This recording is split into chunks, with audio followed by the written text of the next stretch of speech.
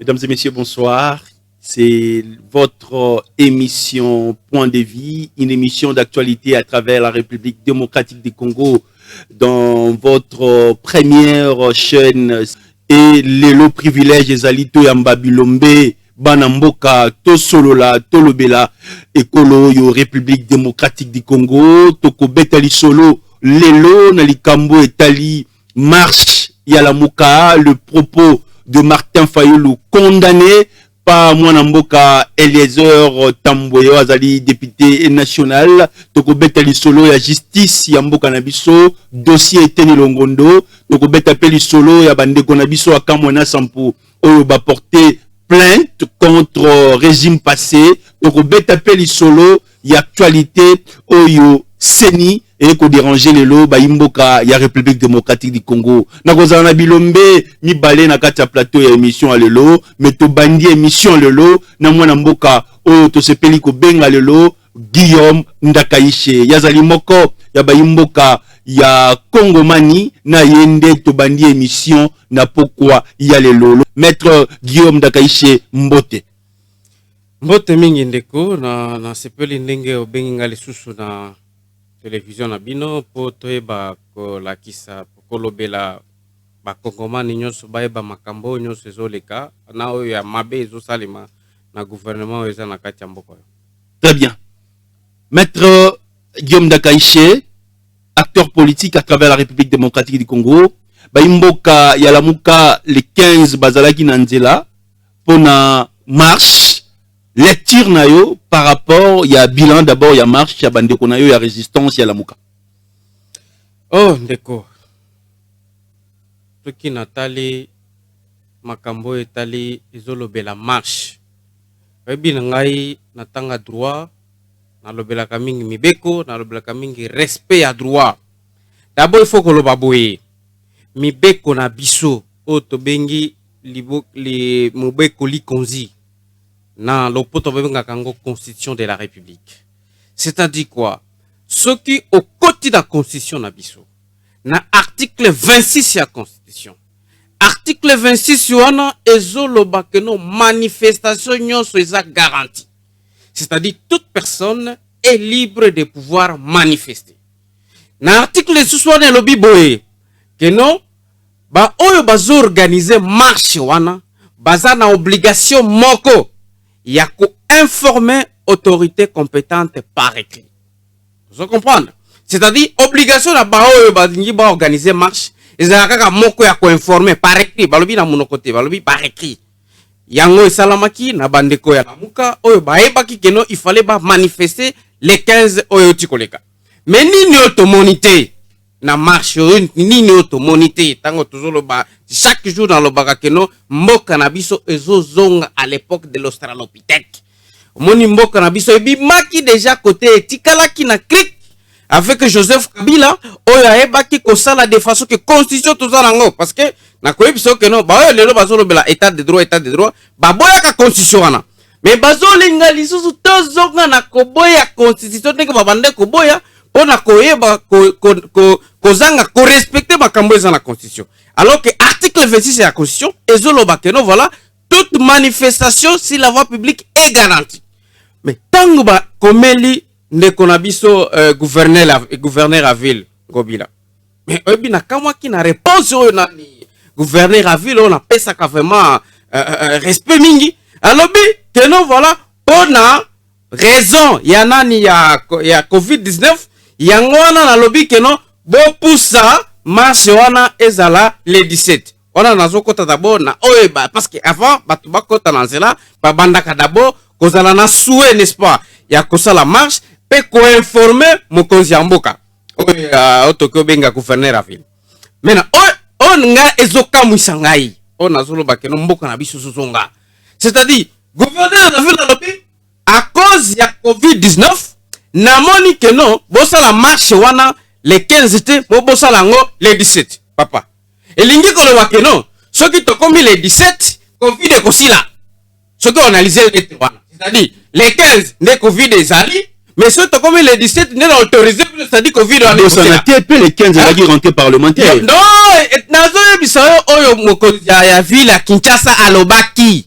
oya alobaki réseau te que ceux qui rentrent parlementaire zalinde et lobby que non mutoke manifester rentrée parlementaire epekiste rentrée parlementaire eza likolo ya nani ya article 26 ya constitution rentrée parlementaire vous comprendre c'est-à-dire mokonzi ya ville ya Kinshasa alobaki boye pona covid-19 yango wana na autorisé bino bosala marche les 17 et la kisi que non voilà les 17 tu wana pona mokonzi ya mboka covid est conçu entre les 15 na les 16 donc pona juste kolobaki non réseau wana ezalaki fondé te et puis tango bandeko ya lamuka balobi il faut respecter article 26 ya constitution de état de droit yango wana article 26 ya constitution et lobi il faut qu'on manifeste babimi na zepo ba manifester ezate que non babimaki na ba marché biso juste monaki bango bazalaki na ba foulard ya pembe ezola kisakeno voilà balinginde pe balinginde kimia na mboka mais otomonaki esalamaki na nani na marche wana ndeko eza mawa mingi comment même journaliste bo beta journaliste ozosa musana eza kozani koluka information ko rechercher ba information ko pesa ba kongoma nini ezoleka mais bo beti journaliste on ezalaka te donc vraiment marche wana na ndenge lelo mboka ezokende bon na éviter son olobani heureusement 2023 ya on a toko sanctionner bo bazokamba mboka bien 89 00 60 149 na yebisaki bino déjà ne bandeli émission ke tokozala na bilombe mi palais poto solola tolobela Congo mwana mboka Richard Pinda tozana ye déjà na kati ya plateau ya émission point de vie mwana mboka Richard Pinda oyoki maître Guillaume maloba na mboka na yo marche à la muka et puis le propos ya mwana mboka Martin Fayulu Yayambo na pesi d'abord ba téléspectateurs mbote na pesi ndeko na ngai maître Guillaume Dakaché mbote Mbakache Ndakaishe na pesi pe mbote na pesi yo pe lokola mbote na signaler pe que toza na ba qualité na biso ya avocat te pour pamba te ba yolanda biso na sima na conseil de l'ordre ba lokela biso problème to ya en tant que ba politique Yayambo to koma na muzindo ya likambo wana na la ligne de Ndakaisha alobia wa boya tangi lolenge boni ba pesi raison ya Covid. Bosene koloba mususu. Raison ya Covid ezali lokuta. Pour ceux qui ezali Covid, boni Félix Tshisekedi akoki ko se réunir na bato. Ceux qui ezali Covid, boni Mboso akoki ko se réunir na bato.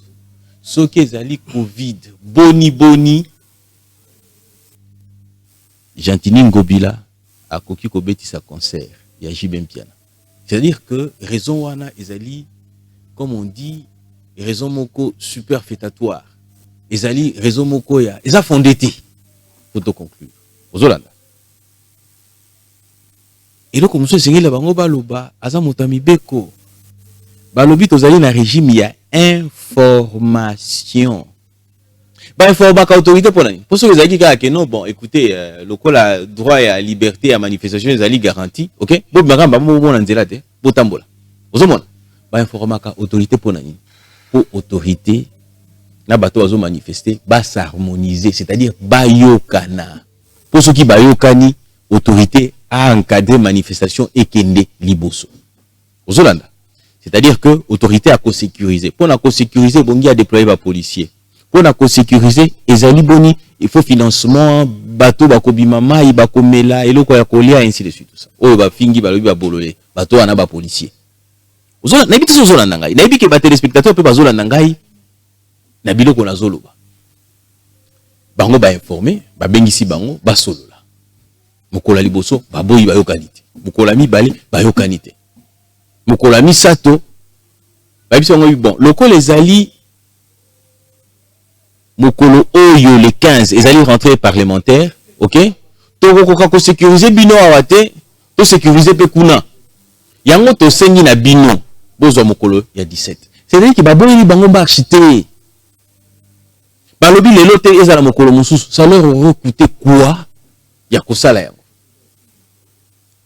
N'oubliez pas, mingi balobi ndeko Chilombo dictateur. Parce que ce sont des choses qu'on voyait à l'époque de Kabila. Ngai n'a confirmé.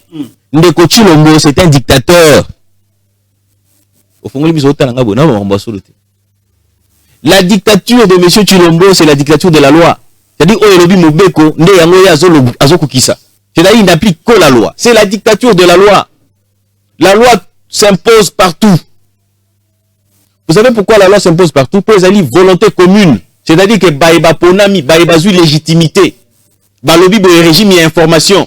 Pour Nayango Segeli Koebisa, autorité politico-administrative, a décidé de quand, comment, ça doit se faire. Nabato Bako manifester. Ozolanda. Mais ce qui va qualité, va s'harmoniser l'autorité de l'autorité politico-administrative. Azali na makoki ya mibeko esengeli na yé a réprimer marche wana pour troubler ordre public. Qu'on réprimer marche ezali légal. Mais pas dérapage salimi.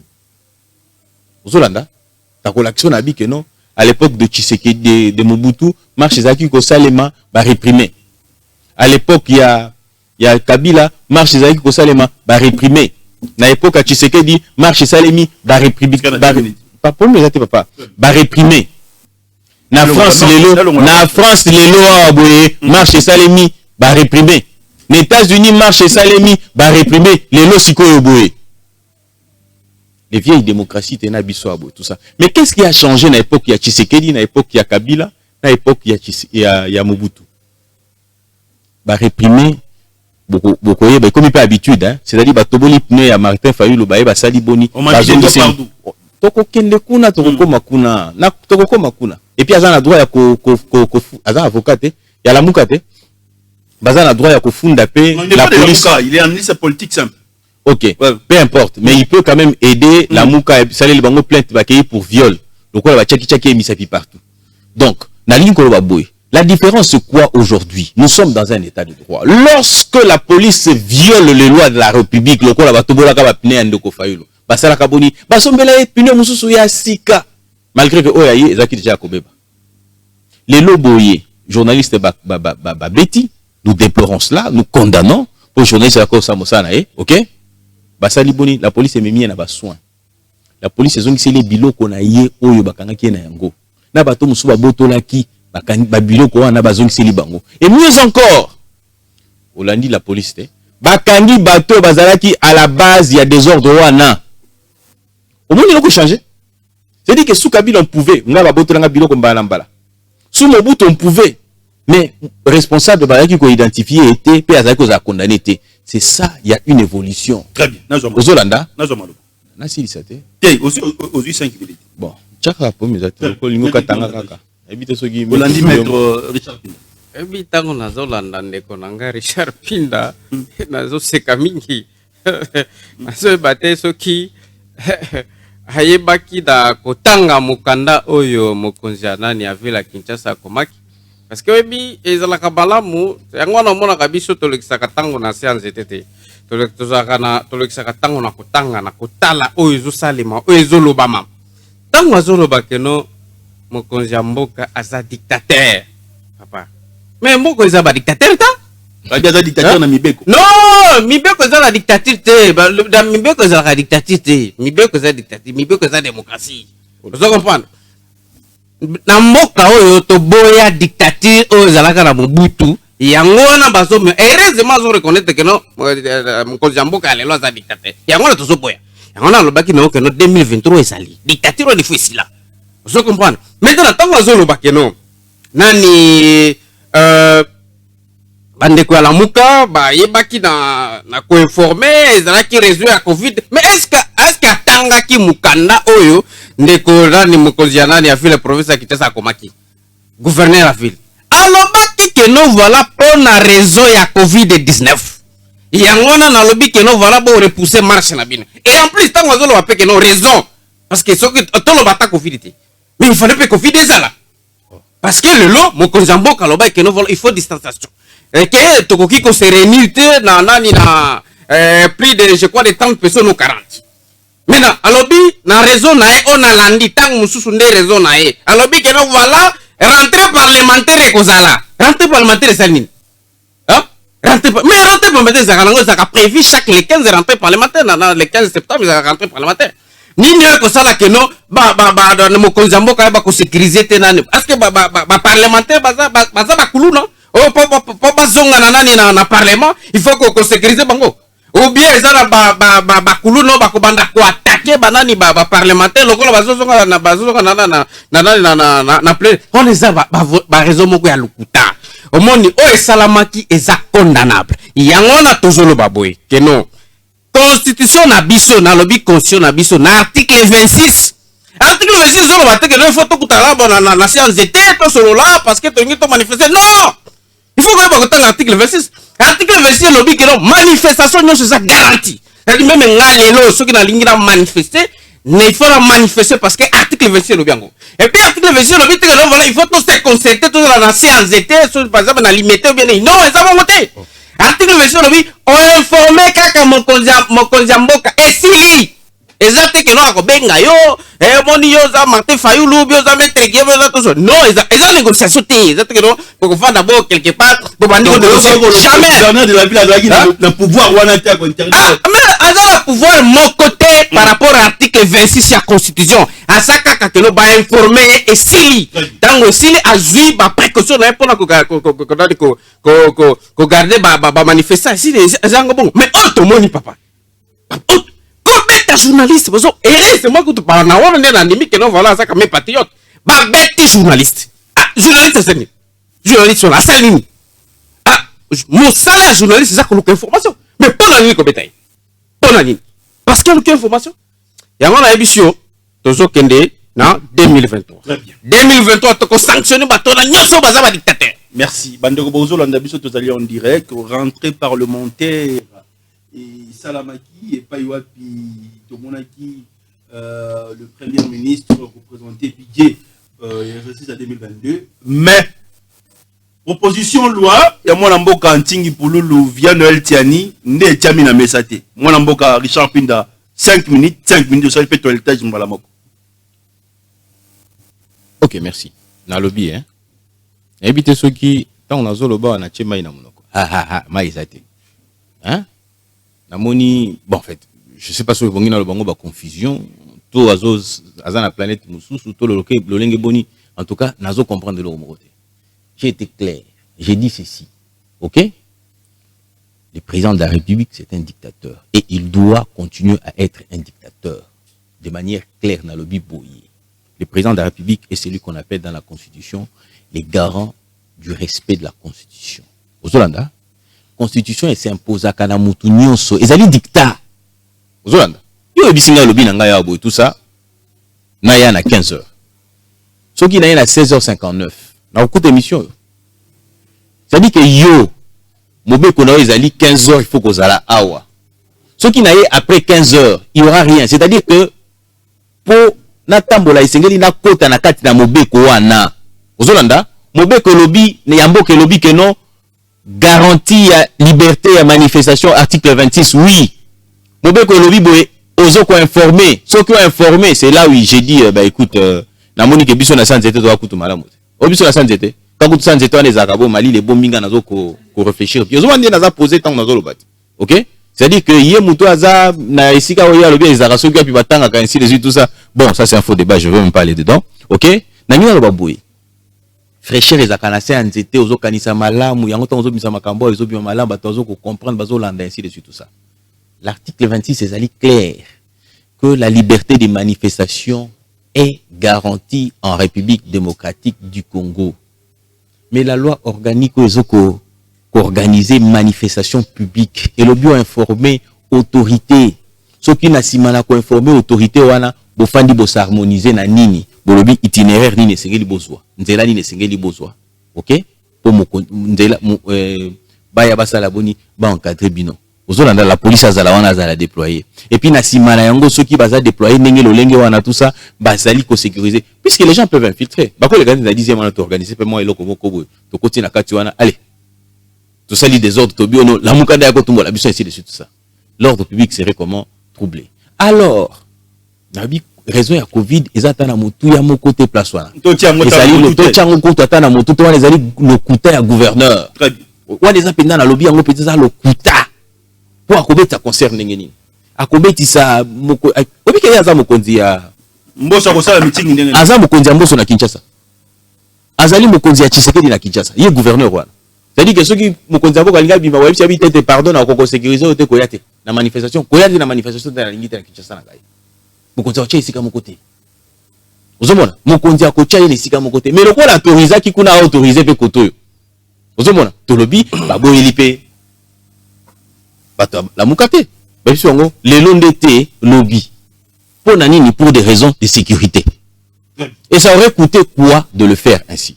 Ça aurait coûté quoi? Il y a botiki lelo, bosali les images qui circulent au tomoni ba go benda mon mboka Martin Fayulu Bilamba et ça ba image moko antidémocratique. Non, ne vous arrêtez avec ça. Obi il faut eloko moko to ba keza boye. Aibi yango za avocat. OK? L'autorité publique a koki ko recourir, OK? Na force, na contrainte. Et ça na kati ya mibe côté. Et ça invention ya biso bato na tozana c'est NZTT. Et ça invention ya biso bato tozana NZTT. C'est-à-dire que lorsqu'on te demande gentiment que tu ne le fais pas, on va recourir à la contrainte physique. La contrainte physique est à rapport à nini. Pour na makambo lolenge wana te. Très bien. Ozomona. Toujours proposition loi. Toujours proposition loi. En tout cas proposition loi wana ezali proposition moko kitoko biso tozo soutenir. Ozolanda. Lokola ekoti na kati na makambo ya mibe côté tokanisi ke mbala simekoya bakoluka nini ya kokotsa. Merci. Proposition loi. Ouais, d'accord. Nazozonga na proposition. Ça le toilettage directement. Effectivement. Nazo se pelader na ndeko parce que au moins pour une fois là ndeko ça vraiment conscient. Azolo va penser à bosolo que non de Congo bilazo kosa akosa ki penza na région ya nini ya Covid. Donc ça veut dire na bango bato kasi bango moko te. Bango moko bato nyosake. En tout cas, on a pensé na pêche longo. Bongo il faut kozalaka. Ko ba ka so mabe ezali kolobela yango. Mais place on a d'accord na été koloba. Tango bazo benda ndeko Martin Fayulu asalini. Ko benda neti nyama asalini nini? Abeta ki mutu. Ndeko Martin Fayulu aye alobi alinya manifester. Ba bendi ye ba policier to moni bilili ndenge zo la kisa papa ngamoko na ukeli mawa na ukeli ndeko nanga Martin Fayulu. Asalini. Hein? Wala lobela ngobe on a papa. Ko liberté papa. Obonye eloko ezaka mutu ya na mutu za liberté. Mais maintenant, parce que ça, dans les moutons, il y a ceux qui ont une sacrée, parce que ont une sacrée, ok, et encore, il faut qu'on respecte les gens. Martin Fayulu, Aza Moutou Azala, qui candidat président de la République. Ça veut dire, à un certain niveau, il y a un mouton qui peut Kambamboko. Tu évites peut-être en 2023, il y a un mouton qui peut Kambamboko. Mais moutou a dit, on a besoin de n'etinyam. Non, Ezala Kati, Makamwana vraiment, na lingi kutu na oka kenon, même les policiers, parce que Billy les ali. Nazo linga kutu kenon, nena landaki mokonzi ba policier nani général Fazoka Songo akende kota la journaliste je crois c'est Junior Leno journaliste on a RFI alande la paix ba policier ba benaki Martin Fayulu parce que wana eza illégal et ça mérite des sanctions. Maintenant il faut tout songla skonani parce que Tony makambo ya nani ya loi chani papa rebinga na ba chaque jour hein.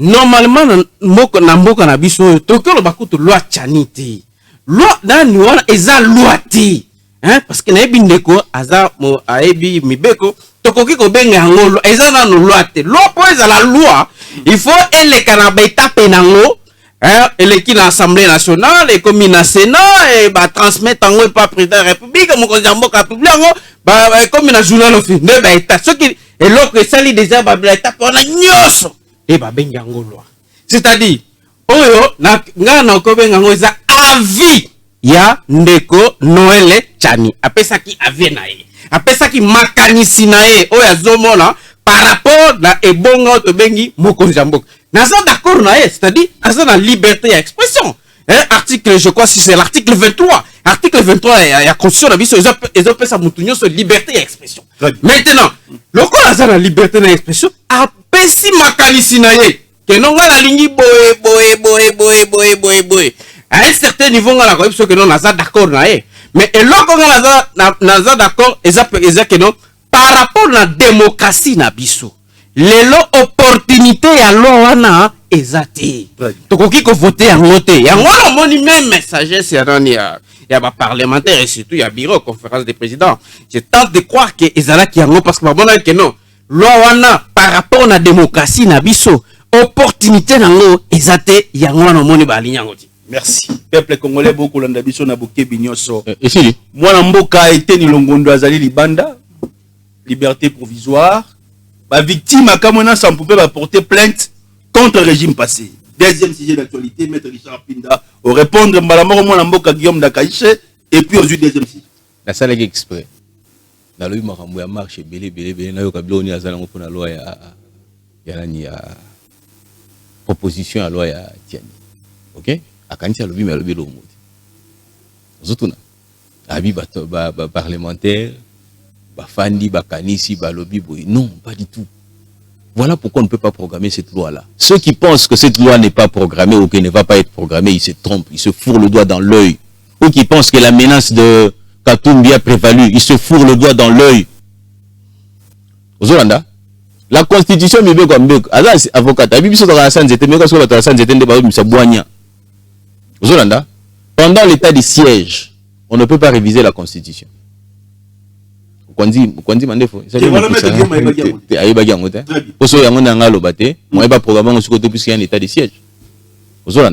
c'est d'abord un.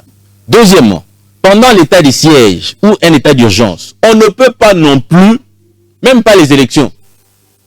Pour sortir la carte à Mobeko, il faut revoir l'article 10 sur la question de la double nationalité. Et ça, la carte à constitution. C'est-à-dire qu'on ne peut pas toucher à la constitution maintenant. Ce côté là, il faut article 73. La constitution, il ne faut pas revoir la carte à Mobeko. Oh, il y a 10e mot. Vous savez, la santé. Oh, boy, ba otangate, boy, ba osala boete, tout ça. Nakasa, vous savez, boignan, on peut maïla, on peut comme abuser le mot.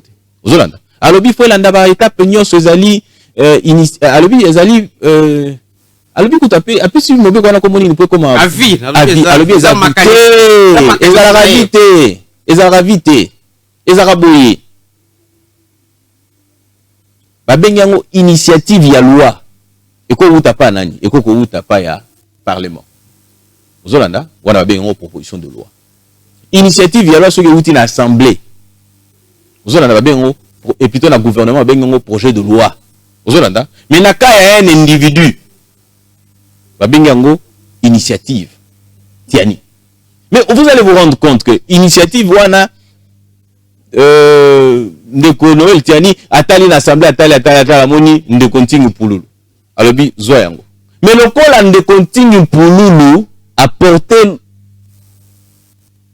initiative wana et comme yo babengi proposition de loi échanger très bien aux Hollandais oyo boye sanzete kaka mo sanzete a 10e wana 11e kuta betaki liba ko ezaka 11e sanzete wana ndesike uti bwanya oyo boye uti kuna na sanzete.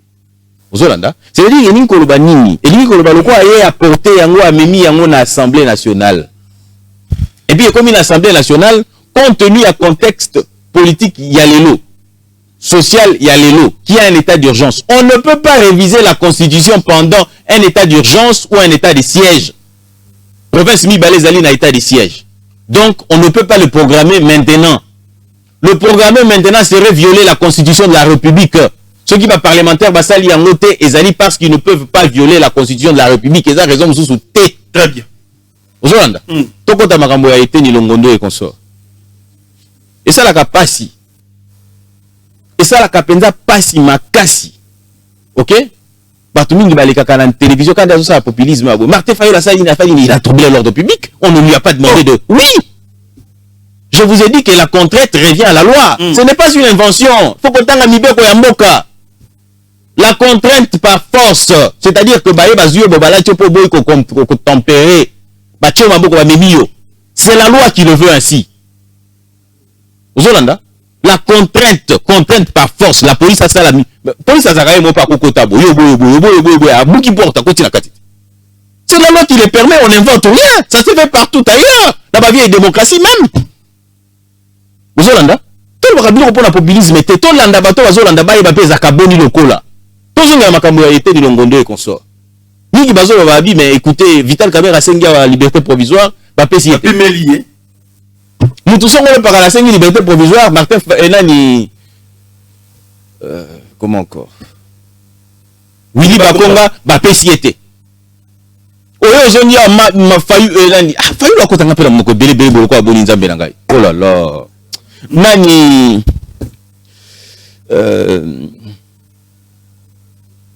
premier ministre Kalo ya dokinda boyena matata asengi pe asengi a bouger boyo non na keno se faire soigner babo elié to sala oyo na droit balobaka analogie te ozuka oyo che yango awa te pona nini omo justice esenga bato ba yebise balobi yakana papa to solo na no boy okay inde malamu o babengaka babi o collaborer na justice et puis ça kaba circonstance atténuante babi te muto moni boye te yazo collaborer ainsi de suite tout ça ozolanda eteni longondo tango babengi ye balobi longondo yakana no longondo asali nini inde akena justice wana musala biso salaka eloko matata sala gite matata kangama na bunke vital kamera biso ba réseau ono omoni kutu ndenge zawa kombo yo adresse eza yango te ainsi mais ça les gens se reprocher de l'auto OK non calmement te ba yoki yo et puis le susu ba libérer eteni longondo te ba pesi yo ba bengi liberté provisoire c'est-à-dire que kenda kayaka un homme libre to yo kayo to continuer l'instruction dessus on a plus ça la partie instruction ozolanda toko sanelo ko mongote magistrat chisaka à charge et à décharge c'est-à-dire que quand ko tchalo makambo belé pa ko longola yango to zongela lisusu leteni likambo ya ndeko ministre ancien ministre ya enseignement azana nani tout ça akima kiti ozolanda mais muto so batiki la liberté akoko ya bunga ndenge kaleva bungiti akoko ya bunga lokola John Numbi abungi na kati ya lokola mungu na kati ya biloko ozolanda mais yango sikoyo pour éviter que cela n'arrive okomona boni bakoboya kopesa yo liberté provisoire ozolanda habite sozolanda biko na oloba si yango sikoyo lokola eteni ya collaborer na justice a collaborer qui peut yekutu na yoki abanda okende avant même babenga ye ozolanda aki amoni ndeko na biso Peter Kazadi alobi eske na ko kende peka ngamo kote pe ndengwa na tubayo kanga ipe tout ça attends ton moment arrivera babengi asali boni aki invitation moko akina bavoka na ye bamoni que cause sérieux ya culpabilité balati ba biyo tikala na noa bitumbezaka ya presque to ko bunda pona ko sengela mutu liberté provisoire to ko mo sengela mais so batali dossier no babi oyo akoki ko bimate net vital par exemple babite yo to ko tike boyete po muto so to tiki akokima akokene kutu na walungu pa na yekuna ouf akangami babite ngala balsute très bien bozumba tata mponyo akangami na bunker très bien siko soki akanga bona bomoni esika akanga la CPI contre le régime pardon plainte la CPI contre l'ancien régime na ketika plainte bande wakamu ensemble ils peuvent pas très bien Maître. Non, pardon, ils peuvent pas, il faut qu'on se le dise d'abord. Et ça, le quoi, la mouka, ceux qui plaintent, ceux qui pour prévenir dérapage, violation des droits humains. Non, il faut qu'on se le dise d'abord. Ok? Cour pénale internationale. Ezali. Donc, demande de la mouka, la CPI, loisir. Loisir, t'es? D'abord, la mouka. Ezana. Ezali na. Personnalité juridique. Très bien. Pardon. Non, on a la Guillaume Dagaïch. A 6 minutes, je peux dire 6 minutes. Ah, on a la. Non, t'as la. 6 minutes. Non, moi les a 8. T'es 6 minutes. OK. On a zona parce que nous avons l'indication sur ce que ça va être gaba na déjà 4 ballons tout ça. Omoni ce qui datali vidéo moko le kakana na réseaux sociaux. Zakari baba salba. Ozalukuta moko. On a solo la pesa côté c'est qu'on a qu'à solo ça pesa lukuta papa tu ko lo ba makambo nani ya parce qu'il faut qu'on recadrer makambo tu ko lo ba makambo nani ya parce que il faut que ça la distinction ya tango to solo ba lingala na to solo ba français na ngaki peut-être ndeko aloba proposition de loi na lingala les anines vous comprenez na traduction nga proposition ezali makanisi makanisi mutaza na asali makanisi na vous comprenez français ne ba benyango proposition de loi na lingala to benyango makanisi azui likanisi na ezaneti yango na omonaki Noël Chani azwaki likanisi na alobi que non lokola nga naza Noël Tchani naza congolais naza na liberté d'expression si base article 23 likanisi na nga na lobi boye il faut tous la toba na kosala boye yango wana atali pe akutana na ndeko singi pululu apesi biso kutu dani tandokeo ya nani ya television tozolobela ngo kutu na pesi mbote eske azali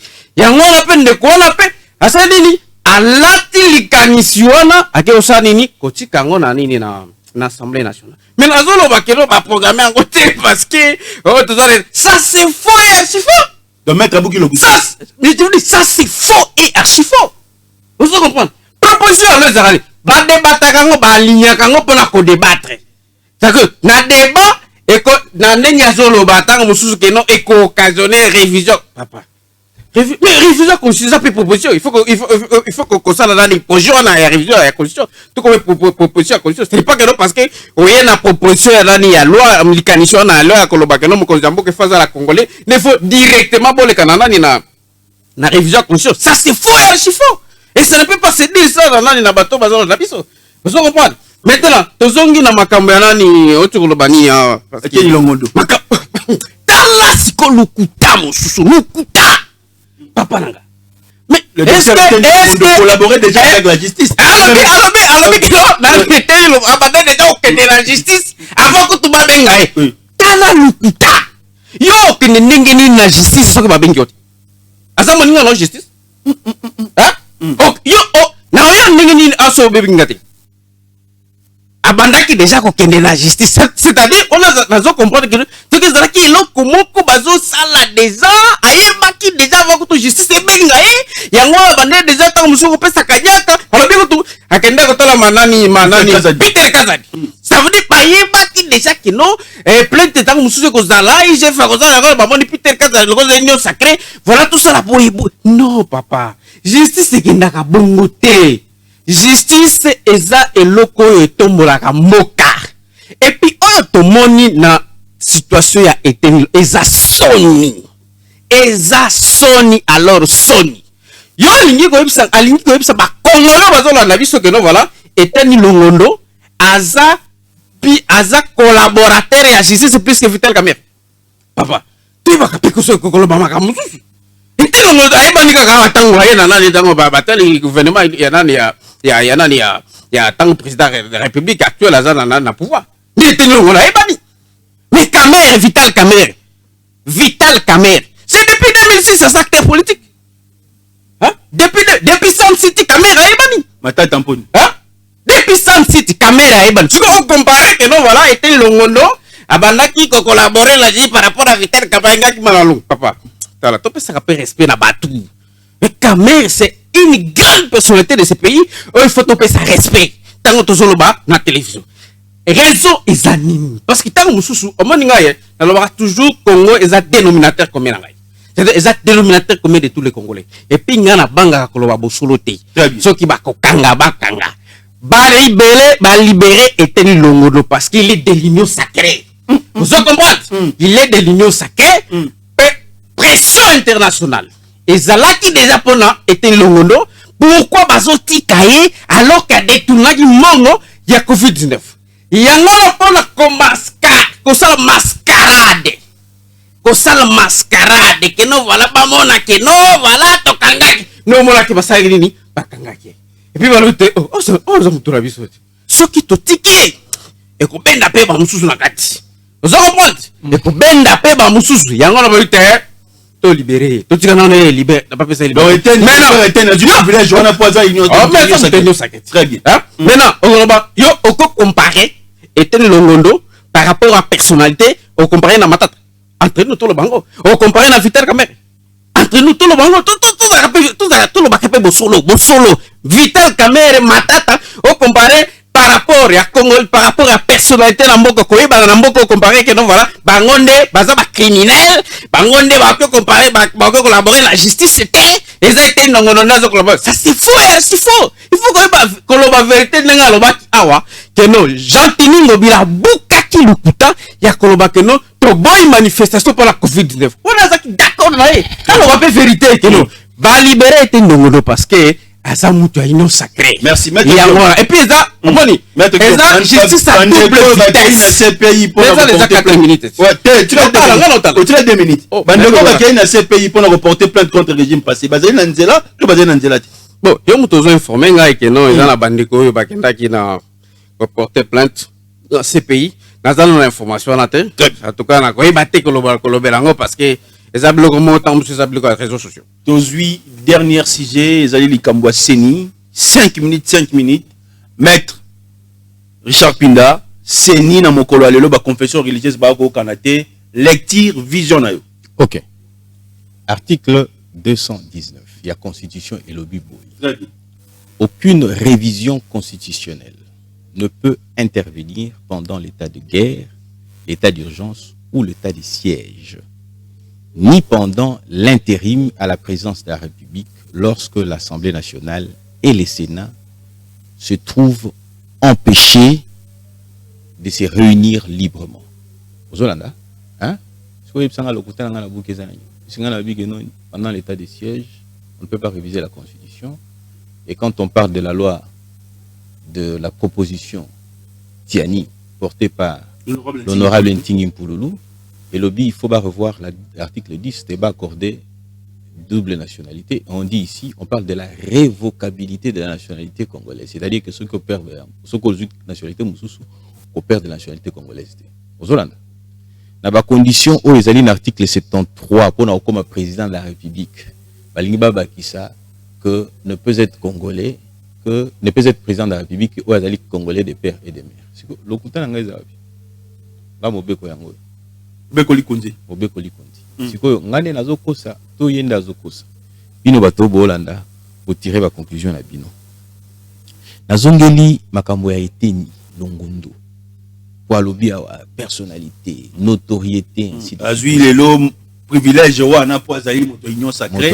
Sur le plan de personnalité et loko mokote. Na matata na Vital Kamerhe enteni longondo azali eloko mokote a kopesa. Omoni débat ya personnalité tobeta ngo na sanzité te tobeta ka débat ya mobeko likondi ozolanda Vital Kamerhe condamné pour détournement, c'est-à-dire qu'Ezali Soni ozolanda Eteni Longondo poursuivi pour détournement Ezali Soni biso na UDPS to protégeaka bantivaleur te yango moni tobi akende ozolanda Matata Mponyo poursuivi pour détournement Ezali Soni. Ozolanda, Eza Soni. C'est-à-dire que Ngai même attention na gina IDPS pour la moralité na Ngai, pour la éducation na Ngai. Na kobeta lisolo wana te. Na koya kobate que personnalité nini. C'est-à-dire que muto azali poursuivi pour na koyiba mbongo ya l'état. Tant que on ko la papa na biso na biso le bina biso kino infraction ya moyibi Ezali Soni, Ezali na Soni, Ezali na botutu. Ozolanda sikoyo ngai na yana fan dans le bakeno o yaza na personnalité belée. Et pourtant il a été démontré noir sur blanc que Vital Kamerhe a participé à une infraction à détournement. Asali lo lenge boni tunaka bango lo bana bango soubasma ya contrat à 57 millions ezara pi mona na raté ti lelo ezala katé. Ozolanda ngana moto mibe ko dit que je fais des analyses on a komoni na bité o yaza pinda moto ya kende kuna. Lelo boyete di longondo fois justifier mbongo ke wapi. Ozolanda, oh il y a Covid-19. Ozolanda, batinde la justice. Oh non, alobi à oppression internationale, les cas qui malamu, les cas qui makasi. L'oppression ici du moment où le juge a se prononcé dans le très bien, tous les Zela là nous pardon. Tika na ngoko nembango ko papa batwa pour ça Hollanda. Na yebi basi atelemelo par réalisateur te. Atelemelo zo seka. Papa ko seka na teto bana makambo za zo tala makambo mboka. Ozolanda, to no balelo. Donc pression à l'esili et que wapi pression. Pression internationale. Et que wapi siko. Donc parce qu'il y a les autres communauté internationale on a pression internationale ba ibi mo be côté yango scope ba lembi lo kwa pour ça bango za ka bobenda ka kaya ka bo pe batika tout ça pe to balola pe motu te to balola motu e baluka pe to ça makamba makanicien mahiri to balola pe motu to réfléchir to ba mobe ko lobi nini ozolanda est-ce que ba koki ko kopesa motu pour liberté provisoire te ba ko kopesa mais ba condition ezani ba condition ezali pe sa garantie ya ke okoki mate le loboye atu batu mwana akini et bon die pa ya te ko za union sacrée hein ba benda ye afanda pe après batika ete po eza union sacrée akimi pona po abiki ba obeta efimbo ba destituer ya zamuta union sacrée hein tellement kamaka mususu beto taka pe motu te motu e bouger pe malamu esala pe malamu po ba kolanda balingi ba yeba eza ndenge nini motu e bouger malamu atu batu mwana akimi aomona na te moto union sacrée donc et bon ki aya po bakobimisa ye po aza moto union sacrée ozolanda ndi yango ngai to senga te nazongili ba biloko bato bandeko na biso akamona sapo na bosani tanga lobi ono eza makanisi ya Noël tieni alobaki makanisi ya lingala te alobaki eza vie ba téléspectateurs ezaka ele rappel na YouTube te très bien ba rozongela ni bandeli ba moni azoloba avis avis ya Noël tieni avis ya Noël kozanga koyeba ezali liwa kozanga koyeba ezali liwa kozanga koyeba eleki sida eleki coronavirus otango zo kotambola na nzelo zangi koyeba batu bakomona babi hawana yeba keloko moko te ozomona alors nazongi la makambo ya kamena ça il faut koyeba eloko moko cour pénale internationale ezalaka compétente pona plutôt ezalaka saisi na ba sujet ya droit international très bien ba sujet ya droit international ezalaka ba état OK na ba OI ba organisation internationale OK kama ina nsapu lokola lamuka baza na statut nini en principe ibongaki ba koma na pemeni ya organisation internationale moko songolo paka lo lokola tango bafungoli dossier ya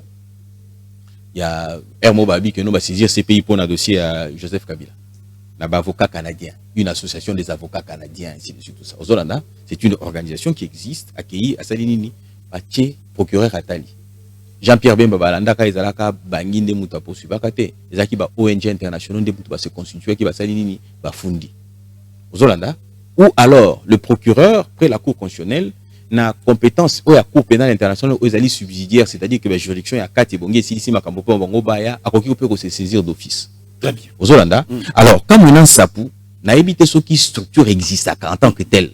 Ce qui existe à saisir nani qui va porter cette candidature là et plutôt cette plainte là pour Abimisa Yango au niveau de la cour pénale internationale. Tozu Seni. Seni. Ah OK, Seni. Merci beaucoup. Na bossa na kikutuki Seni 2 minutes ainsi de suite. Na linga lo baboy. Dépolitisation Dépolitisation, il y a CENI, il y a loisir. Au fond, il y a loisir. Si Martin Fayulu, Adolphe Moussou, c'est pour dépolitisation, c'est unité. Dialogue. Tala, retiens ce que je t'ai dit aujourd'hui. Tu me le diras et ceux qui suivent, ils vont s'en souvenir. Les élections de 2023, ça sera les meilleures élections qu'on ait connues dans ce pays. Ah oui, j'ai fait cette déclaration-là. Ça sera les meilleures élections. Ça sera les meilleures élections que l'on ait connues dans ce pays pour Nanini. T'as là d'abord comportement il y a Félix Tshisekedi. Tant que il y a Jean-Val. Aux Hollanda, Félix Tshisekedi a lobby. Basile ici, malgré n'engue babeta qui m'a sonné n'engue qui là. C'est-à-dire Matungulu, Mozito, na Martin Fayulu. Babeta on a n'engue qui là. Pour Babimisa, Martin Fayulu. Et pourtant Martin Fayulu avait donné des garanties à Tshisekedi. À trahir Tshisekedi pour éventuellement aller donner sa voix na voix na yemora mi voter pourtant Tshisekedi il avait voté lui. Vous comprenez? C'est-à-dire qu'on les a roulés. Na Souka Tshisekedi en dépit de tout ce qu'il y a eu comme tricherie, Tshisekedi a fait quoi? Il a dit les changements passent par Martin Fayulu. C'est-à-dire qu'il a accepté les résultats qui avaient été donnés. Aux Hollanda, et puis tous Hollanda très attentivement. Peuple père Hollanda. Peuple père Hollanda. Base père à Hollanda. Il faut comprendre une chose maintenant, qu'est-ce qui s'en est suivi? Le col a 37 ans, il y a Bitumba, il y a eu des pèses. Ok? Et Zali était pour céder à qui que ce soit ce pouvoir-là, base à Bani Kotombora Koto. Comme Tshisekedi, à l'époque président de l'UDPS, avait un devoir de redevabilité vis-à-vis de la base, ok? Base a exigé tant n'engue marama ronsar et bandagite, ronsar, peuple abimi nanzela tchema kele la bia, c'est-à-dire qu'il a du respect pour la base, a un respect pour le peuple. À Saliboni, à se retirer. Aux Hollanda, pour la Elokoya, il y a Jean-Val. Aux Hollanda, c'est de la même manière qu'en 2023, ok, il tiendra sur le respect de ce qui sera dit par les urnes. Ici, nous avons l'avantage que de comporter par l'élection. Nous avons déjà coutu, nous avons pas tiré le bangote, mais ceux qui battenga, Fayulu. Bachengai na Joseph Kabila bachenga ina Moïse Katumbi na olia bon. Merci Maître Richard. C'est quoi plus forte raison Tshisekedi. Très bien. Attends, directeur à Seki. Directeur pourquoi c'est quoi? Directeur au Seki. Ah c'est directeur au Seki.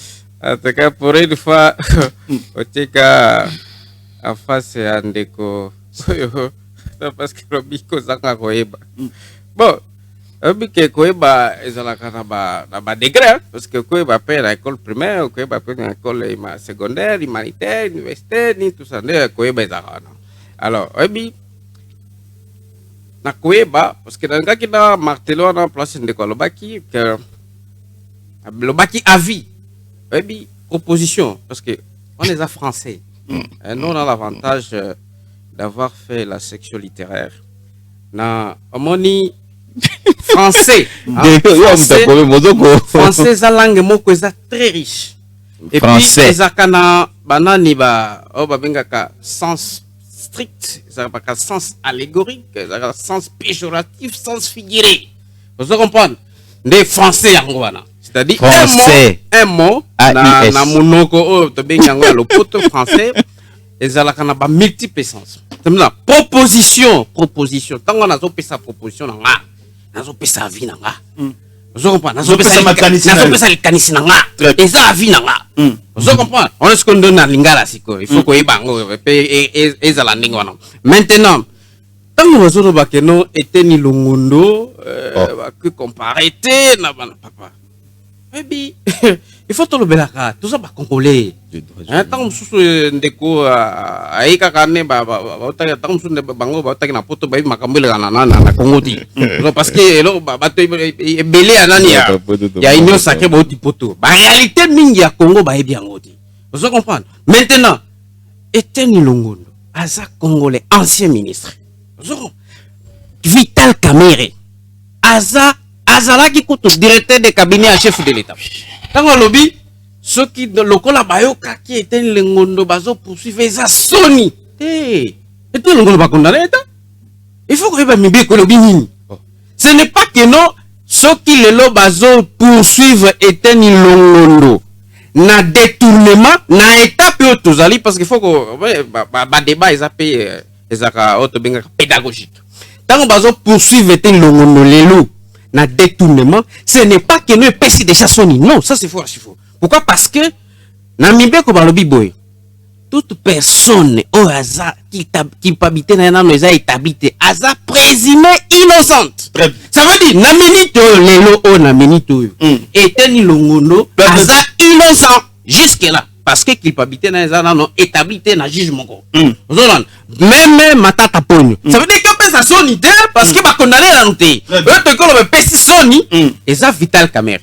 Et puis pour ngai na ebi ke condamnation les en politique. Ba redeva parce que ba c'est olingo kata. Seni. Na ebi ke non ba kutaka na cheval ebi muto Vital Kamerhe za muto moko parce que je les connais très bien.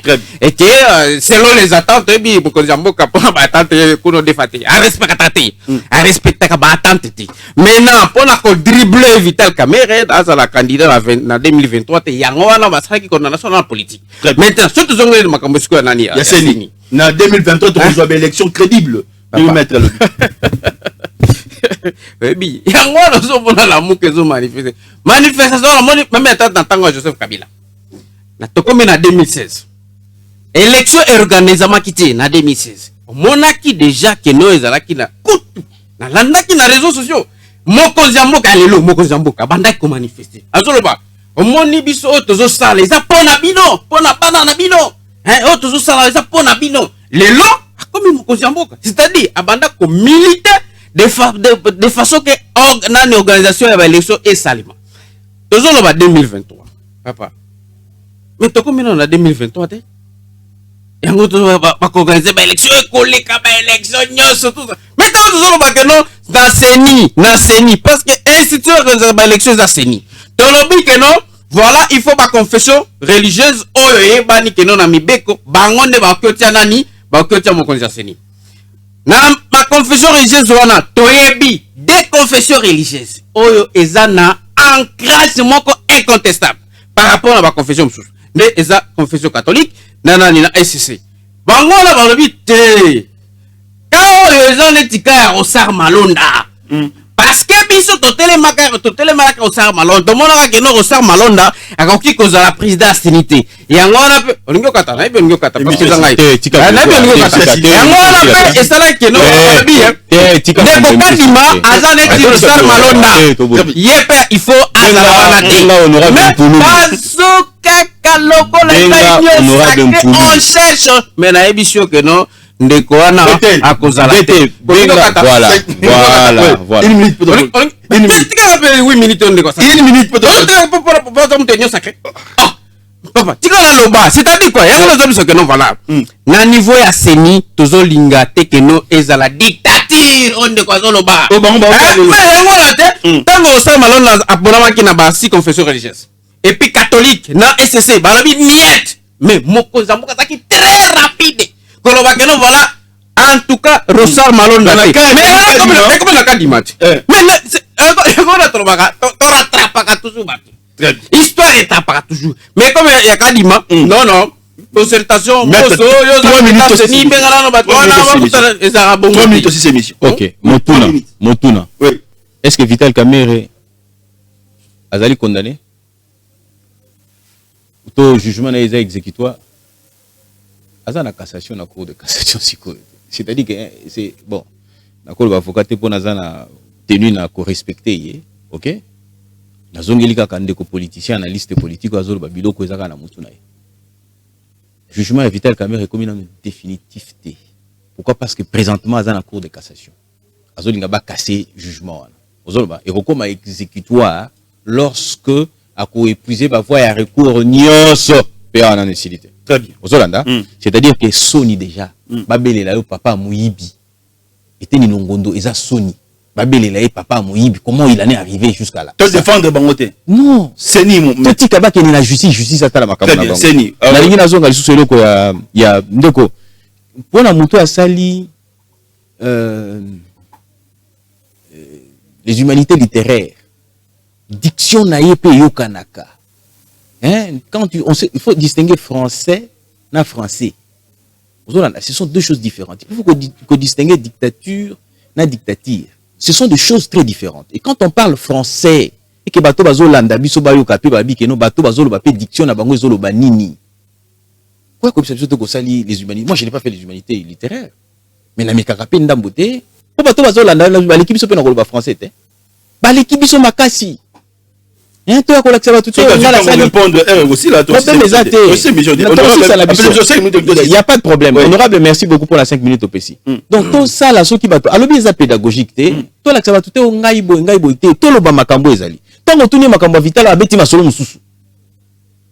Oh non, ancrage, ceci. Ça n'a rien à voir, la justice, et la coloration à moutouté. Quand on parle d'une justice distributive, on veut dire quoi? C'est-à-dire accès à Moutounio sur la justice. Ezala yo nani, ezala président de la République, soka salimeba. Allez, zoka koto mo konzabo, kaïsa so ezani. Très bien, abina seni. Nazoni koto na seni. Alobi, tolo balano, aloba malamu. Aloba malamu. Aloba kino. Ayakadima, yakadima. To banana. Élément de bosso dictature et cause après alobi que non, tout à l'heure que non, ezaka kana ba confession religieuse mi balende singala ki ba ponat. Hein? Et c'est na catholique. OK. Mutuna. Bobe koni no bi bunga ba église mi balema. Quand on a dit les 8 confessions religieuses, ok? Bah, église, vous êtes en quantité. Mais, mon bec, le bide. Ah bien, bah, église, vous êtes en ancrage. Ah, papa. Tikako? Église musulmane, bah, en ancrage. Église kimbanguiste, bah, en ancrage. Bah, salutiste, bah, en ancrage. Les églises de réveil aujourd'hui pilent partout. Oui. Ce qui va bien ancrage les alliés pour l'église catholique, azana école, les a partis, il peut organiser par paroisse, les alliés, Mais ça ne veut pas dire que les autres n'existent pas. Ils existent, ce sont des églises. Mais lorsque les législateurs ont conféré, ont d'ailleurs consacré la loi organique, tout ça, le but au PSI, ma coquille, on a la confession religieuse. La confession religieuse, un organe plutôt, comment on appelle ça? Composante, confession religieuse. Et c'est que la bango la bataille bango bazali 8. Maintenant mobeko lobi boni, mobeko pesi. Omoni d'autres bakatolobi makamwane lali na article 18, 17 na 16. Et pesi modalité à désignation. modalité des élections le bini, le but auquel on a consensus, de Fani Botobi, que bon, faut tout à 12 heures. Il y a bien, on a un moyen qu'on y a ainsi de suite. Ok? Pardon quoi? Pardon. Pardon, bango. Tant que ça, la bose, émission si les autres, papa, tu as besoin de quoi? Bon, nous pardon. Tant qu'on lobby que non, tout à l'heure à 12 heures. Sauf à toi, bon, il faut qu'on a bangoné ensemble, balobi, tout voter, banani bakokende, banani bakoyate. Tant que tu votes, baza et belende batu bakolonga. Balobi makamona te. Au kotala, et là, on va se reprocher na kadima ni. Babi na kadima azali na kwa moko na mokonza mboka. Ozolanda? Mobeko likondi nde bonge kata biso. Est-ce que Mobeko epekisi na batu baza l'approche à mokonza mboka et approche ya nani ezalaki bote yenda balaki biso ngane la possibilité. Oh là là, bandeko bolandaki biso na bokebi nyonso tout. D'ailleurs on a débordé, hein? C'est l'honorable Ntingi Polo Lunde abakiseli biso mwangonga. Remercie na honorable Ntingi Polo le cerveau toyambaki pona bino na mokolo lelo. Maître Guillaume Dakaïche, na Maître Richard Pinda, na Bilombe onde tolobeli Congo, tokutani mikolo ezali koya.